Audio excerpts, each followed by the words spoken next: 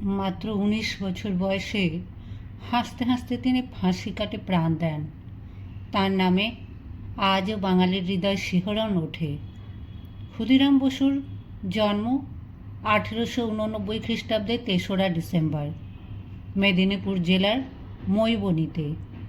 অনেকের মতে জন্মস্থান মৈবনী নয়, হাবিবপুর গ্রামে। বাবার নাম ত্রৈলোক্যনাথ বসু।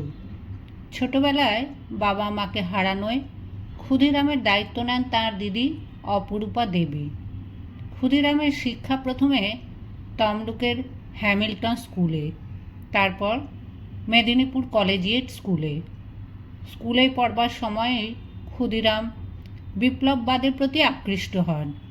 প্রখ্যাত বিপ্লবী সত্যেন বসুর সংস্পর্শে আসেন। তিনি লাঠি ও তলোয়ার খেলায় নৈপুণ্য দেখান। সেই সঙ্গে বিপ্লবীদের দলে থেকে চলে দুর্গতদের সেবা।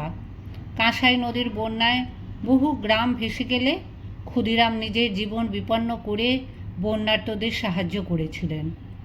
ওই সময় কলকাতায় চিফ প্রেসিডেন্সি ম্যাজিস্ট্রেট ছিলেন কিংসফোর্ড। তিনি ছিলেন অত্যন্ত অত্যাচারী, নিষ্ঠুর প্রকৃতির মানুষ। বিপ্লবীরা তাঁকে হত্যা করবার সিদ্ধান্ত নেন।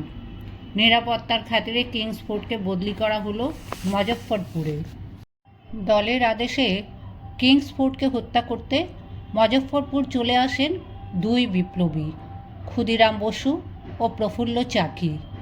1908 খ্রিস্টাব্দের 30শে এপ্রিল কিংসফোর্ডের গাড়ি ভেবে অন্য একটি গাড়িতে বোমা নিক্ষেপ করেন দুই বিপ্লবী। ফলে কিংসফোর্ডের বদলে নিহত হলেন শহরের বড় উকিল মিস্টার কেনেডির পত্নী ও কন্যা।